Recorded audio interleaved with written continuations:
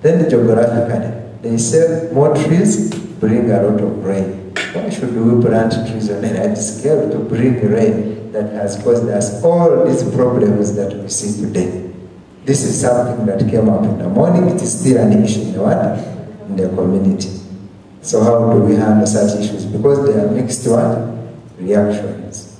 The other issue is about it discourages people from cultivating the wetlands. Yet the rice we grow here, I think this came from Mutareji, only survives in wetlands. And also much of our land we have is in wetlands. So where else do you want us to cultivate? If you are telling me to leave the wetland, do you provide me with an alternative?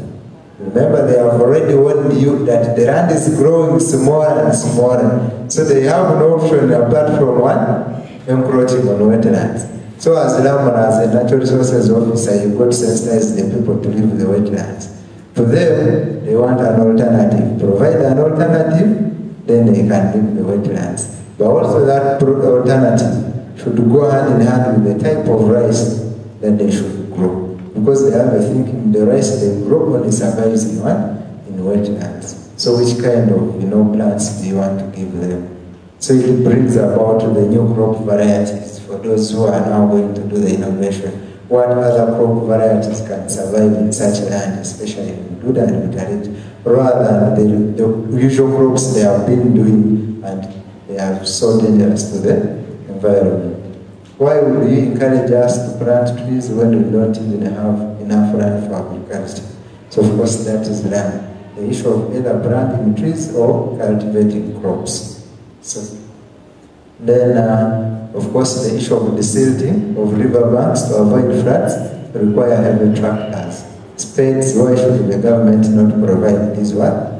Tractors. So this is what we discussed in the morning about desilting. And the community still thinks it requires more of the government than them. Then these are issues of family planning. We talked about the side effects. We talked about the children. Someone getting more children requires compensation for adding on the population. The one-class approach, I think these are the things we just discussed. And the government institute laws forcing men to go for family planning sessions with their wives. This is what the DHO was talking about. One of the challenges we have in Uganda and Africa in general is male involvement in sexual and reproductive health. It is a very, very big issue, and it requires, you see women are saying, why doesn't this man also go to the clinic and do something? But of course men will always say, we are busy, we are busy, we are busy. But women also say, we feel good if we go with our husbands to the clinic. So men who are here, to what extent are you responsible in terms of responsibility?